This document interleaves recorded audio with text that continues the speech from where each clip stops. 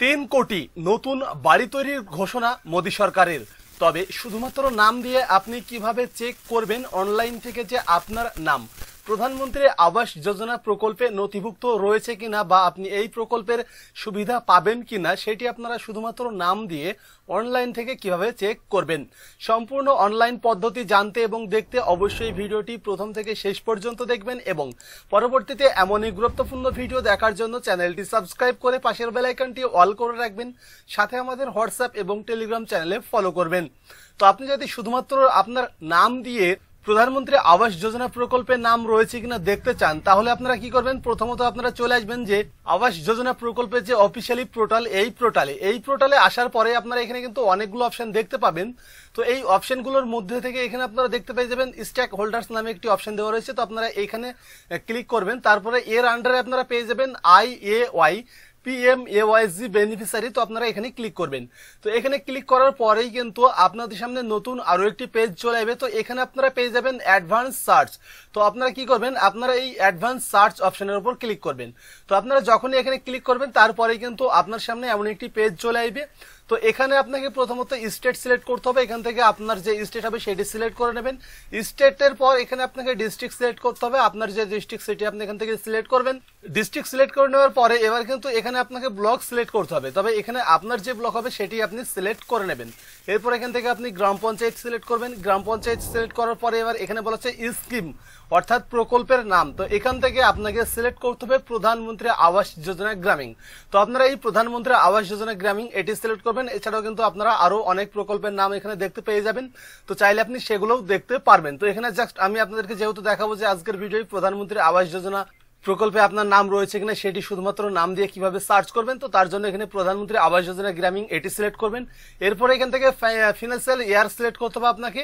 তো এখান থেকে আপনারা ইয়ারটি সিলেক্ট করে নেবেন 2023-24 বা 24-25 যেটা হবে আপনার ক্ষেত্রে সেটি আপনি এখান থেকে সিলেক্ট করে নেবেন। সিলেক্ট করে নেবার পরেই এবার এখানে আপনারা দেখতে পেয়ে যাবেন বলা হচ্ছে সার্চ বাই নেম। তো এখানে আপনি যে ব্যক্তির নাম এই প্রকল্পে খুঁজতে চাইছেন বা সার্চ করতে চাইছেন সেই ব্যক্তি অর্থাৎ আপনার নাম আপনি এখানে বসিয়ে দেবেন। নামটি এখানে বসিয়ে দেওয়ার পরে এখানে বলা হচ্ছে সার্চ বাই বিপিএল নম্বর। তবে যদি বিপিএল নম্বর অ্যাভেলেবেল থাকে তাহলে এখানে বসাবেন, আদারওয়াইজ কিন্তু এটি বাধ্যতামূলক নয়।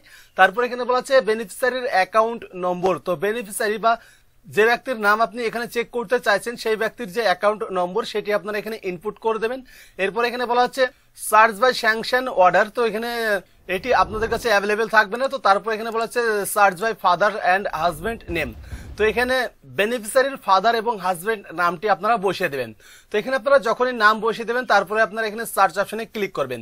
তো সার্চ অপশনে ক্লিক করার আগে কিন্তু আপনারা এই তথ্যগুলো আর একবার ভালো করে ভেরিফিকেশন করে নেবেন। ভেরিফিকেশন করে নেওয়ার পরে আপনারা সার্চ অপশনে ক্লিক করলেই এখানে কিন্তু আপনারা রেজাল্ট দেখতে পেয়ে যাবেন এবং এখানেই কিন্তু আপনি আপনার আবাস যোজনার যে আইডি সেটি পেয়ে যাবেন। তো এই আইডিটি আপনারা এখান থেকে কপি করে নেবেন। আইডি এখান থেকে কপি করে নেবার পরে আপনারা একবার ব্যাক করে যদি পিছনে এগিয়ে আসেন তাহলে এখানে আপনারা দেখতে পেয়ে যাবেন বলা হবে রেজিস্ট্রেশন আইডি। তো এখানে আপনি আপনার রেজিস্ট্রেশন নম্বর আইডিটি বসিয়ে দেবেন, যে নম্বর আইডিটি আপনি ইতিপূর্বেই নাম দিয়ে সার্চ করলেন। তো সেই আইডি নম্বরটি আপনারা এখানে বসিয়ে দেবেন। তারপর আপনারা এখানে সাবমিট অপশনে ক্লিক করবেন। তো আপনারা যখন রেজিস্ট্রেশন আইডি নম্বর বসিয়ে সার্চ অপশনে ক্লিক করবেন তারপরে কিন্তু আপনি উপভোক্তার সমস্ত ডিটেলস এখানে দেখতে পেয়ে যাবেন।